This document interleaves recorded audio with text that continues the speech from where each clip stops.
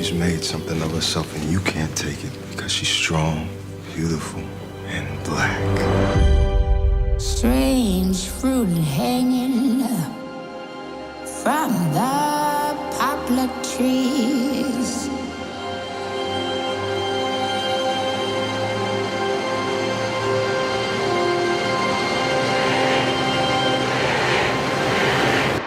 You think I'm gonna stop singing that song? You grandkids will be singing Strange Fruit. Hey, this is Aurora Folks in the Nocturnal, and today we're sitting with some of the cast of The United States versus Billie Holiday. How is everybody doing today? Great. How are you? Good to hear. So for starters, I just gotta say congrats to both of you. This film is already getting so much praise. Not only is it the first film that you've directed in over 7 years, Lee, but Andra, this is also your first acting debut. Yeah. So what was it about this project that made it the perfect one to direct, Lee, and Andra to be a part of? What was it about the project? Billie's story. We had to tell her story. There was no question we had to tell her story in that she's we know her. I knew her as from Lady Sings the Blues as a singer, as a troubled singer, as a jazz artist, as a dabbling in drugs. But when we found out through Susan Laurie Parks's brilliant script that she was singing Strange Fruit and was, hounded by the government, there was no question. I telephoned my agent and I said, I have to do this.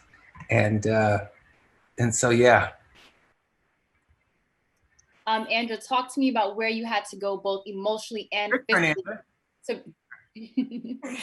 to bring this role to life, the magnitude of Lady Day. Where did you feel like you had to go to just transform into this character? The places I'm a Black woman, right? Living in America. So that's a place that I had to go and I had to stay in. There were so many places, like so many different facets, you know what I mean? And I had to dip into so many different places, it's like a propeller almost, you know what I mean? And you just kind of all these different things and they have to sort of be working together in order for you to bring this character to life emotionally.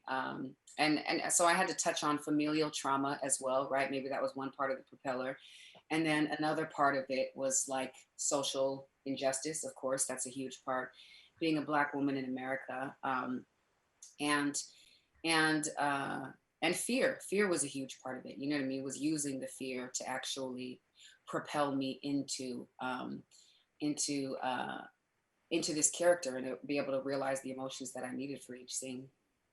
Well, you definitely brought it. I mean, looking back, there were so many scenes that emotionally took me out as we followed Billie through her literal trials and tribulations. What scene for both of you emotionally moved you when shooting?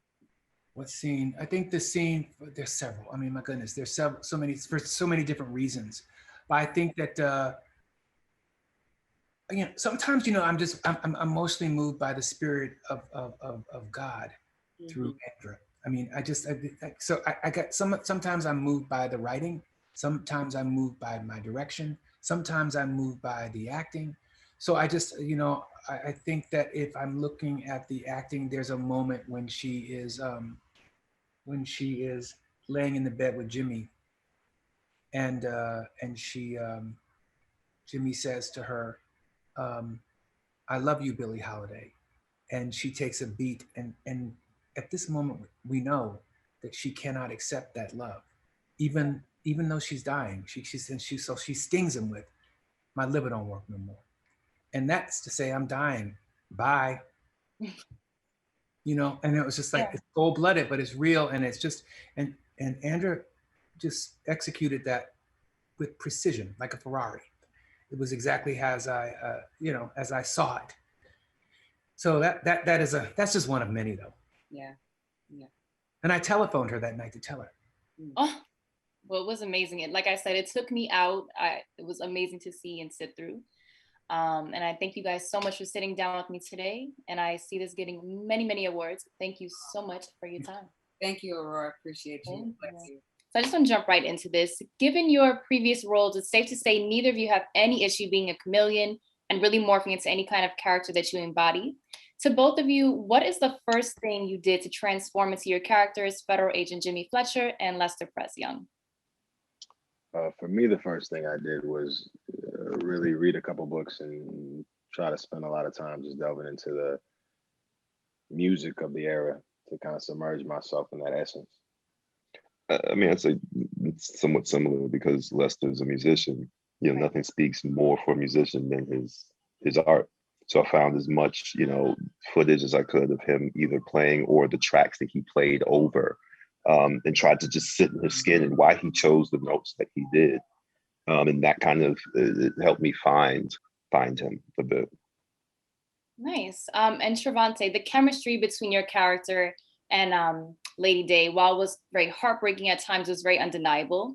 What was it like working alongside Andra on this project? It was a blessing, man. Andra is someone who is, above all things, she's someone who's a very, very hard worker and someone who walks in purpose. And so everything she does is purposeful. And so to be able to work with someone like that and to be in the space with someone like that and Lee Daniels, it was a real blessing. Nice. I saw the chemistry and it was just really great to see on film. And also, in addition to that, there were just a lot of jarring scenes in this film, especially witnessing Billie Holiday being hounded by the feds just for speaking out about racial injustice and also the horrific acts that were happening in the South.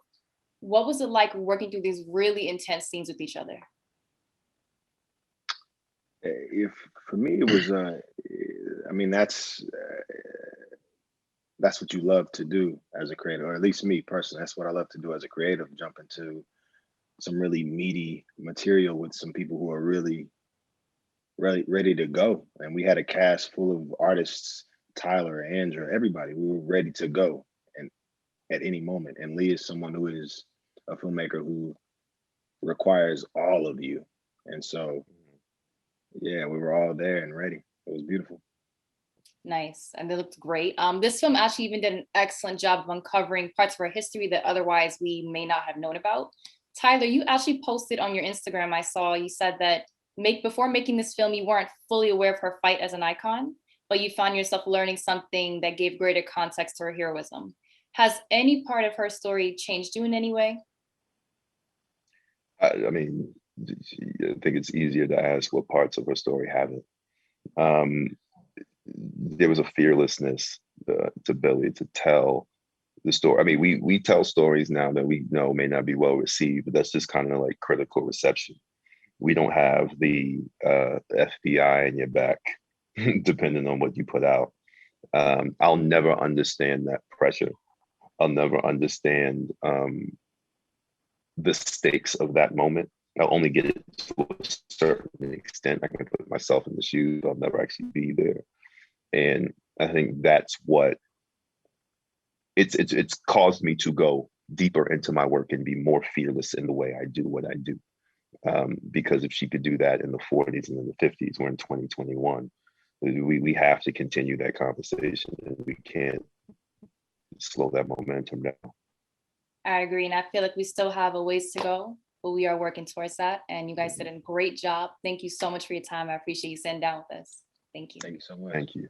So I just want to jump right into this. This film really shows a vulnerable and intimate side of Billie Holiday that many people may not have known about before seeing it.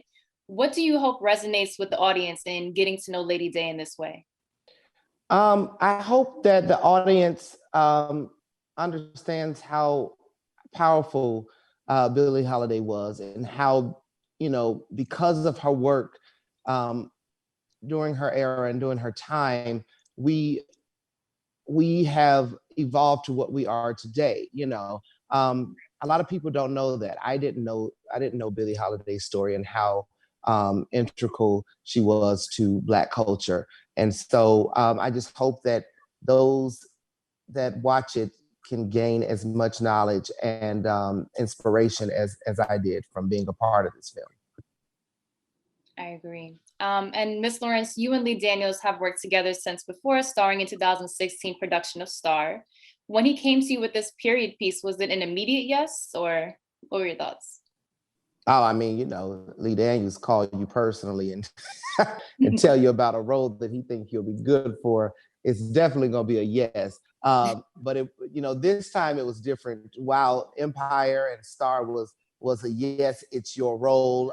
Let's figure it out. Let's flush it out. This one was, I think you might be good for this role, and I'll let you know, or you'll be notified of when it's time to audition. So I really worked hard for this role, and yeah, I conquered.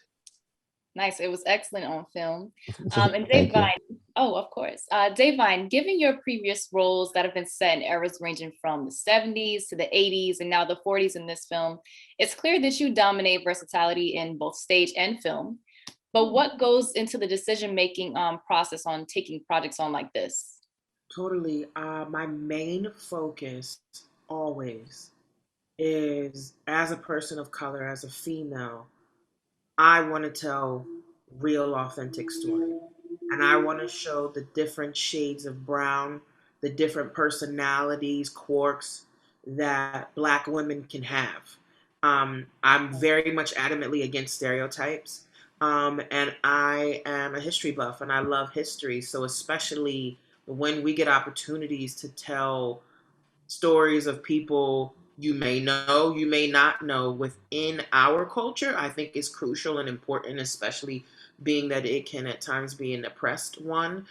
Because I do believe when you know where you come from, that makes a big difference. You can walk a little bit taller knowing that your ancestors wore crowns, you know? So I take that very personal, and I don't frivolously uh, just take any kind of role. It has to matter, and I have to see where I can um, show representation, uh, challenge ideas, provoke thoughts. That for me is important.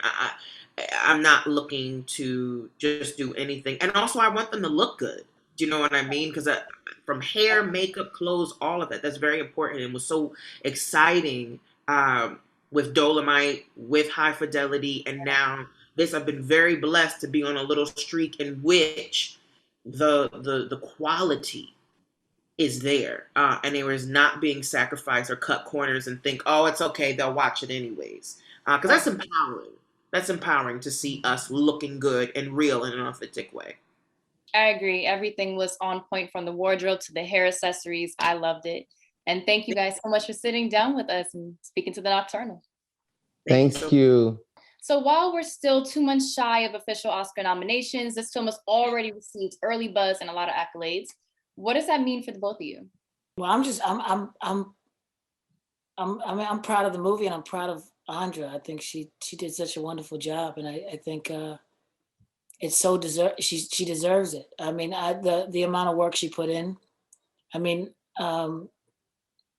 she carrying the weight of Billie Holiday and what that means as a first movie that she's ever done is I mean, I can't imagine. And she was phenomenal, and just, you know, she was humble and in creating her character and learning with Lee Daniels, and Lee, what an amazing force of nature that he is. And yeah, I'm happy to be a part of it and to have worked with this amazing guy, Garrett Hedlund over here, who is one of my favorite actors and good friends of mine. So yeah, it was, I'm proud to be a part of it.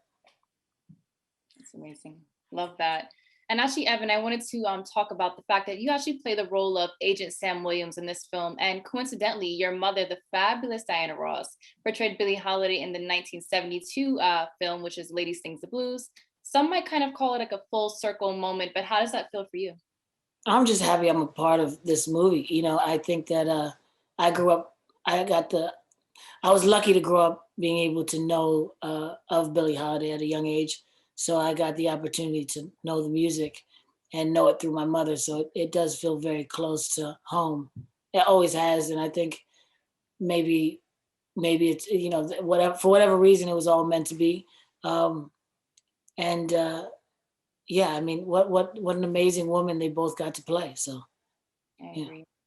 And Garrett, can you actually describe for me what your initial draw was in this film and like when this project came to you? My initial draw was Lee Daniels. It was, and that he revealed to me a very in-depth version of Billie Holiday's story and history, of which all happen to be true, which I was completely unaware of. The character I portray, Harry Anslinger, I was very unaware of. His malicious opposition towards her, and which she faced for simply being an addict, for being a jazz musician, being Black, and for singing Strange Fruit, unaware of it. So I think the fact that we went into this knowing that it was going to be an educational experience for the world to get a glimpse of, to hear the voice that was continuously silenced of the Billie Holiday legacy is it's an honor. I agree. And for those who, like you said, maybe seeing this film for the first time and really getting this side of Billie Holiday's story, what is it that you hope that people learn from it? I hope that, well, there's a lot of what happened then that is happening now. And I really feel like, all the truths that are coming out. I'm sure there's, the fact that, making it about something else at the time, they were making it about the war on drugs, and they were, and at this, and it was a war on Black people at the time, and it was a war on people that were influential in their music. I think he realized that, like, in a lot of times, you don't have to be a political figure to have a voice, and I think she was one of those. She was an activist that wasn't trying to be an activist. She was being an artist, and in that, a lot of people were able to find truth in what was going on. And I think that right now, I think most importantly, that young people get to see this story and be inspired and see a woman that was so prolific and a powerful force for us. That is the reason why we can do what we're doing today,